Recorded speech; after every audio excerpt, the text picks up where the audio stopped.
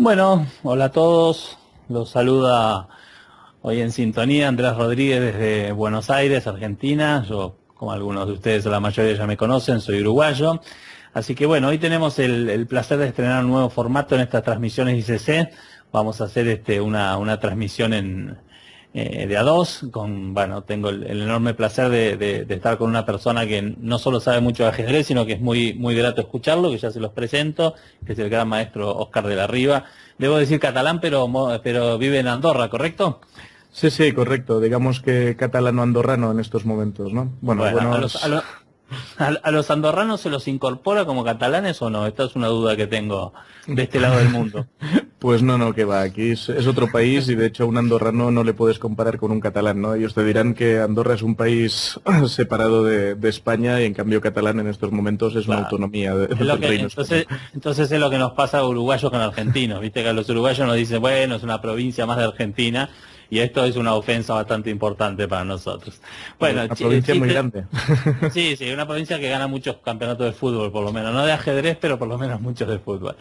Bueno, hola a todos, un poco estábamos charlando antes con Óscar y con Cárpatos, que es nuestro administrador, y bueno, esta experiencia es nueva para todos, la idea es hacer un poco distinto, algo distinto de lo que venimos haciendo con las transmisiones, así que bueno, los que nos están siguiendo ahí, que seguramente se van a ir incorporando, les digo que más allá de ver las partidas, que por ahí algunos de ustedes ya las vieron, la idea ahora es un poco detenernos en las partes un poquito más profundas, que a veces en vivo, por la propia velocidad de las transmisiones, no tenemos tiempo, pero ahora la idea es intercambiar opiniones, bueno, tener hasta dos maestros que tendremos nuestros puntos en común, nuestras divergencias en algunas posiciones.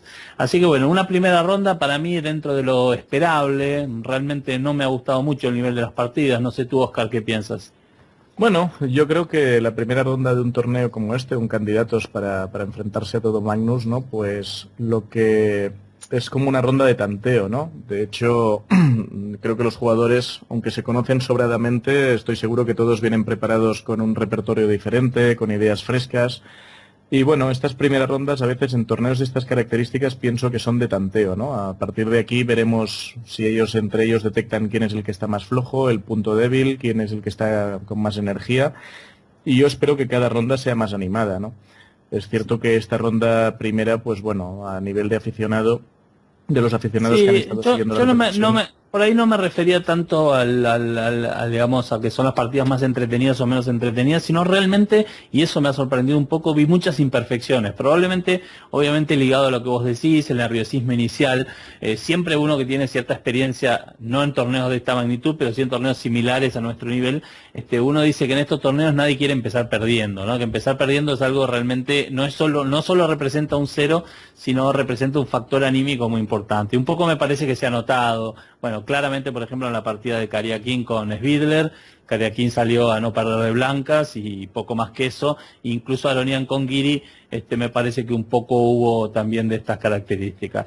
Y después, bueno, la partida del día, siempre, como hacíamos en las históricas transmisiones de ICC, me parece claramente que es la de Anand, no porque tenga tal vez grandes componentes de calidad, sino porque, bueno, primero que fue la primera victoria y que hubo algunos momentos interesantes. Sí, al Así que menos bueno, quizá fue la única partida donde creo que ambos jugadores realmente lucharon por la victoria, ¿no? Yo creo que Topalov tiene ese estilo, esas características que a veces le provoca ganar muchas partidas o perder también muchas, ¿no? Y no sé, me dio la sí. sensación viendo la partida de que quizá fue el jugador con negras más ambicioso de todos y eso le ha repercutido en un cero. Pero bueno, Bueno, justo aprovecho para contar un poco esto, porque hace unas 3 semanas estuve con Veselin en Brasil, hicimos un evento en Brasil y bueno, estuvimos hablando un poco del torneo de candidatos y yo le di mi opinión sobre los últimos torneos que él había jugado, refiriéndome en particular a dos torneos, uno que había ganado, que era el Magistral de Noruega, creo que fue el año pasado, y después uno que le había ido muy mal, que era el de Londres, el de diciembre. Dos torneos más o menos de las mismas características en que prácticamente le había ganado uno y casi había salido último del otro, ¿no? Y yo le decía un factor que a mi modo de ver por la experiencia, y él no estaba demasiado de acuerdo, es que la primera partida fue determinante, me parece, en esos dos torneos. Si ustedes, algunos de ustedes recordarán, en la primera partida de Noruega, Topalov estaba en un final casi perdido, muy inferior con Carlsen, y Carlsen se olvida y pierde por tiempo.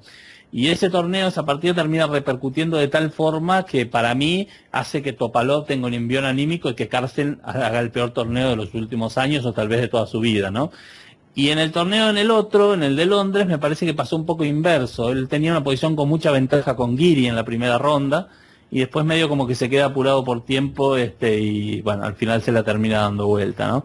Creo que uno después que ha jugado unos cuantos torneos y más allá del nivel de cada uno, aprende que empezar bien o empezar mal muchas veces hace realmente una gran diferencia, ¿no? Porque bueno, anímicamente esto nos impulsa para arriba o para abajo. Así que este debe haber sido un duro golpe para Vesselin y me parece que un impulso anímico muy importante para Anand. No sé cómo lo ves vos. Sí, sí, de hecho, bueno, yo creo que muchos antes de empezar el torneo, Anand no entraba en las apuestas. Incluso muchos jugadores comentaban que Aronian, Giri, quizás Caruana eran los posibles favoritos para llevarse este torneo y no he visto en muchos lugares donde defendieran a Anand. No hay que olvidar que Anand fue el último que se enfrentó a Carlsen, aunque bueno, perdió el match, y que últimamente no ha tenido algún buen resultado, como le pasó en el Open de Gibraltar o también en el Masters de Bilbao. Pero bueno, Anand ha sido campeón del mundo y es un jugador que siempre hay que tener en cuenta y para él anímicamente habrá sido muy importante esta partida. Es que Anand no solo ha sido campeón del mundo, sino que ha jugado más matches por el campeonato del mundo que todos el resto juntos y que probablemente el resto junto en toda su vida. Es muy posible, sí, es muy posible. Realmente son muy jóvenes muy los demás. Entonces realmente es obvio que no.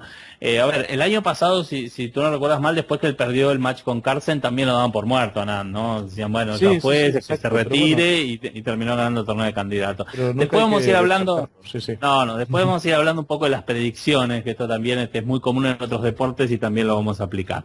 Bueno, vamos, si te parece, Óscar, a empezar ya con las partidas propiamente dicho. Vamos a arrancar por orden de que las tenemos aquí en los tableros. Vamos a empezar primero con Nakamura y Caruana. Tanto Óscar como yo creo iremos dando nuestras preferencias. O sea, en general cuando uno tiene un torneo muy equilibrado como esto, uno ve ciertas perspectivas de que algunos jugadores tengan más chances que otras, ¿no? Realmente yo, por ejemplo, lo veo muy bien a Nakamura. Es uno realmente de mis grandes candidatos para este torneo, más allá que probablemente si mencionamos a los 8 jugadores, los 8 jugadores podrían llegar a ganarlo, ¿no? Indudablemente. Pero a Nakamura yo lo veo muy firme hace mucho tiempo y el único problema que tiene Nakamura es que pierde siempre con Carlsen.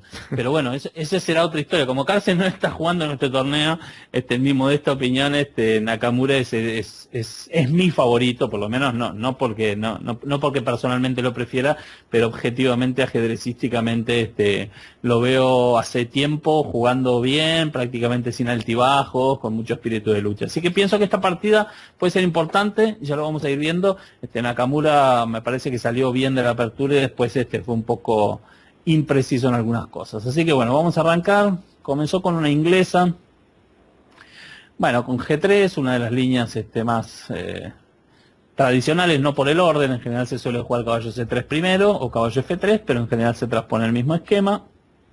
Bueno, acá viene la primera Sí, la primera sorpresa, ¿no? Sí, la primera sorpresa. Son más comunes, caballo C3, caballo F3, incluso la idea ya del sistema Bottini con E4, aunque en este orden parece un poco raro porque el negro se posicionó muy bien.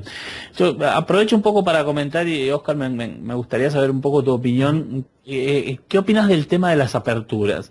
Viste que probablemente cuando vos más o menos sos de la misma generación que yo, cuando nosotros en una época empezamos a jugar, decía, bueno, no, estudiar aperturas es una cosa muy importante, si uno no tiene todo memorizado es imposible jugar al ajedrez, o por lo menos yo escuché muchas veces decirlo esto. Y en una época realmente se le da mucha predominancia a la apertura, pero ahora me da la sensación que estos jugadores juegan cualquier cosa, no sé qué impresión te da vos. No, pero yo creo que hay un cambio fundamental en las aperturas de nuestra generación, por decir algo, y la actual o la más contemporánea, y es la introducción del componente informático, de los ordenadores y de los módulos de análisis, ¿no? En nuestra generación yo creo que todos aprendíamos una serie de variantes y a mí me suena que lo aconsejable era un esquema sólido con negras contra E4, un esquema que conocieras también a fondo contra D4 y quizás otro contra C4, y siempre sistemáticamente jugabas el mismo esquema. ¿Por qué? Pues porque acceder a la teoría era muy complicado, no tenías acceso a todos los libros, a veces encontrar un informator, ya era toda una hazaña. Conseguir revistas con artículos rusos también era una maravilla. En cambio, hoy en día tenemos un acceso tan rápido a la teoría que es muy fácil, digamos, aprender una variante en cuestión de 1 hora o de 2 horas, o una subvariante, porque sabemos que nuestro rival siempre juega una cosa y queremos aprender algo que vamos a usar quizás solo en una partida, ¿no? Entonces yo creo que lo que ha pasado con la teoría es que ha habido un cambio generacional y una manera muy diferente de enfocar. Ahora me da la sensación de que es mucho mejor tener un repertorio muy amplio, con muchas variantes, que especializarse en una cosa muy concreta. Realmente creo que lo definiste excelentemente. Nosotros, como yo decía antes, uno tenía una idea buena y, entre comillas, robaba, por decirlo con una expresión, robaba por 10 años. Digo, bueno, no, yo esta línea me la conozco bien y esto venga quien venga, se la puedo jugar durante 10 años y no pasa nada. Hoy no hay nada que resista, ni siquiera cuando lo tenemos recontra bien estudiado, no resiste el tiempo. Entonces hoy la sorpresa y la variedad es eso, porque la verdad que si yo agarro el repertorio de Nakamura, de Caruana o de Carlsen o de Giri, por mencionar alguno de los jugadores, es impresionante la varianza que hay. Por ejemplo, ahora casi todos juegan C4 en la jugada 1 como una de las tantas opciones, ¿no? La inglesa, y antiguamente se veía realmente poco, ¿no? O por lo menos el que jugaba inglesa la jugaba toda la vida, ¿no? Y ahora un poco... Sí, la ventaja es la flexibilidad a veces, ¿no? Con C4 no definen todavía el esquema si van a acabar pasando con D4 o no, y según las variantes de peón-dama que juegue su rival, pues puede incluso resultar molesta. Pero es eso, es una cuestión de flexibilidad, de entender más posiciones y ser capaz de abrir de rey, de dama o de inglesa sin ningún problema y contra cualquier jugador de la élite mundial, ¿no? Sí, en nuestros tiempos esto era impensable, creo yo. Solo el tiempo que hubiera imaginado gastar para... No, claro, es que un jugador, siempre se decía que un jugador que jugaba de todo porque no sabía nada, quiero decir, jugaba de todo porque le daba lo mismo, pero ahora juegan de todo y conocen de todo, ¿no? Eso es, pero un poco, sí, evidentemente que está basado en lo que vos decís, que es el tema de... Pero bueno, también creo que esto hay muchos jugadores con un nivel más bajo que también se han añadido a este carro y creo que ahí se equivocan. Yo creo que hay que tener unos fundamentos estratégicos y tácticos muy amplios para realmente llegar a jugar de todo. Porque a nivel más bajo también pasa lo que has comentado hace un momento, es decir, que realmente juegan de todo y no juegan nada bien.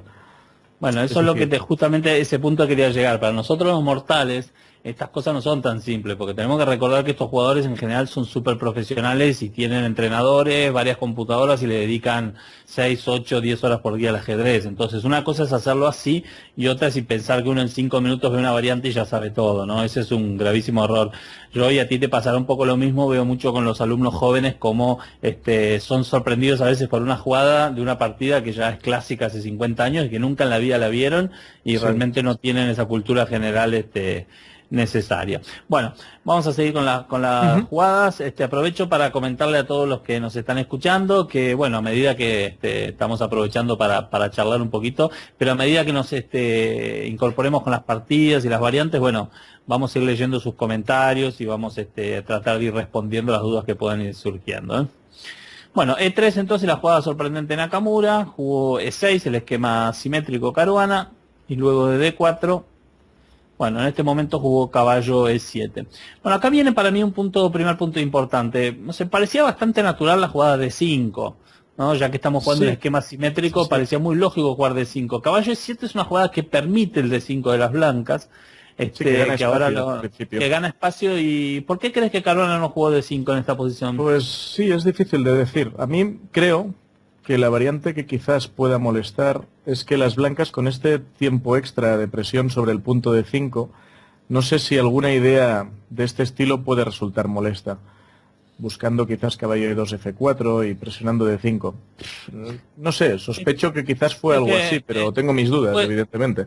Sí, no sé, yo creo que con alfil E6 la posición se sostiene, alfil E6 y caballo C6, porque vas a tener que de una manera u otra perder, pero... Presionar D4 igualmente, sí, compensa. Claro, compensás uno por el otro, pero bueno, realmente algo así le debe haber molestado, porque yo creo que Nakamura ahora con muy buen criterio juega D5 en la posición, porque a mí me parece que D5 es una jugada buena, o sea, gana el espacio y no veo una compensación para las negras, me parece que D5 le garantiza a Nakamura la ventaja de la yo no lo tengo tan claro todavía, ¿eh? No sé, quizás porque estoy acostumbrado a tener el alfil en G7 con la diagonal abierta, y sí, es cierto que D5 gana espacio, pero por otro lado, no sé, veo buenos puntos para los caballos en F5 y C5. Es cierto que D5 me parece muy lógica, pero yo aún no tengo claro si realmente aquí las blancas tienen aún ventaja. Creo que más adelante, bueno, hay que ver cómo juega Caruana y... Bueno, es muy interesante. una de las ventajas de comentar de a dos es que los puntos de discrepancia nos enriquecen a todos, ¿no? Entonces, yo la verdad que voy a aprovechar a contar una pequeña, digamos, anécdota personal de cómo veo este tipo de cosas. Yo soy un jugador que jugué durante muchos años en Leningrado, bueno, tú también lo has hecho, Sí. en general muchas aperturas con fianqueto de rey. Y la verdad que con los años he aprendido a desconfiar de esto. O sea, cada vez que veo el peón en D5 me gusta más. Yo digo que con los años uno se va haciendo más conservador. Y me parece que el peón en D5 cada vez la ventaja de espacio me gana más y por eso un poco tal vez estoy sobrevalorando el tema del D5. No, Pero puede bueno, ser, sí. ¿eh? A mí, de todos modos, he de reconocer que a primera vista D5 me parece la jugada consecuente de las blancas. Lo que aún no soy capaz de valorar es eso, si realmente aún es tan grave, ¿no? Bueno, ahí seguiremos y lo iremos profundizando un poco más. Bueno, juego peón por peón y D6, jugada lógica. Caballo C3, caballo D7 y acá caballo F3. Bueno, cuando yo estaba pasando la partida, naturalmente o instintivamente se me ocurría que caballo G2 era más lógica. ¿A vos Parece qué más impresión te flexible, da? ¿no? Otra vez. Sí, parece más flexible. Y sin embargo los módulos recomiendan caballo F3. Una cosa que hago yo por lo menos siempre con el tema de los módulos, de los software, es que, digamos, no les creo a pie juntillas, pero sí, evidentemente, cuando sugieren algo que lo veo distinto como a lo que yo pienso, trato de entenderlos por qué, ¿no?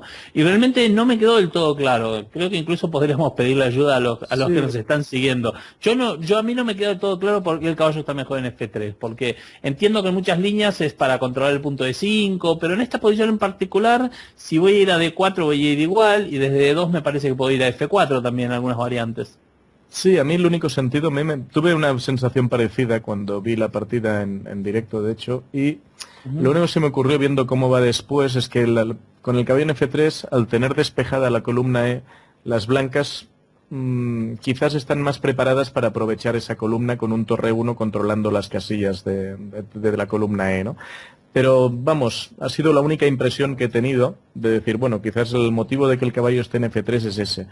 Por lo demás, sí, parece más flexible en E2, porque aparte de la casilla de 4 ganas la casilla F4 también, así que, no sé, Sí, sí, y difícil, además esas en cosas algunas difíciles líneas, de valorar. claro, en algunas líneas después siempre puede aparecer un alfil por C3, el hecho de tener reforzado el caballo de C3, no sé si es determinante, pero parece que sumaría para las blancas. Pero bueno, un pequeño misterio que queda por resolver. Bueno, luego de los enroques, jugó H6. Bueno, esta es otra jugada que en principio llama un poco la atención porque no parece ser 100% necesaria o estrictamente necesaria. No sé, ¿qué te parece la jugada H6 de... Bueno, lo mismo que tú dices, si el negro tuviera algún sueño de hacer F5 y quisiera evitar caballo G5 lo podría entender, pero como evidentemente F5 nunca va a ser la jugada porque el blanco podría pasar por D4, pues no le veo mucho sentido a controlar tan rápido la casilla G5. Parece más natural caballo C5 o incluso caballo F5. Yo la verdad que El único sentido también, nuevamente, es preveyendo que el alfil de C1 pueda llegar a la casilla F4, no sé si Caruana soñaba con tener la opción de un eventual G5 y caballo G6, que como veremos eso no es viable porque hay el punto de 6 en el aire, ¿no? Por lo demás, H6 no parece una jugada útil, la verdad. No, realmente a mí me parece la primera imprecisión importante, porque bueno, haber jugado caballo C7 es una opción más, pero acá me parece que H6 es una imprecisión importante. Yo creo que caballo C5 se cae de madura, porque es la jugada que el negro tiene que hacer en la posición, y después de caballo C5, bueno, definir el resto de las cosas. Acá, como tú bien dijiste, nuestro plan puede ser puede ser A5, puede ser torre 8, puede ser alfil G4, alfil F5, hay un montón de ideas, y realmente el H6 es un tiempo que estoy dando. Tal vez sí, la idea es alfil G5, jugar G5 en algún momento. De hecho, Nakamura terminó jugando H4, un poco creyéndole creyéndole un poco a Caruana, pero la verdad que yo no lo veo así. Así que mi opinión, H6 es la primera imprecisión y a partir de esta posición, bueno, okay, a partir de esta posición ya me empieza a gustar un poquito más el blanco, ¿no? O sea, empiezo a sentir que bueno, más que una salida normal de apertura, ya me parece una posición confortable aquí. Bueno, aquí jugó Nakamura H4, ¿no? Que es una jugada, yo diría curiosa. A mí H4 me parece muy curiosa. Porque Bueno, el único sentido quizás sería ese, ¿no? Que si el blanco hacía alfil F4 le molestara caballo C5 con idea de G5. es que el G5 a ver, en mi opinión, no sé qué piensan los que están del otro lado, no lo veo por ningún lado, o sea... No, yo a mí tampoco. Digo que es la única cosa que se me ocurre, porque a mí tampoco me parece que H4 sea de momento necesaria. Aunque Claro, podemos incluso, por mirar un ejemplo, poco la idea, ¿no? O sea, alfil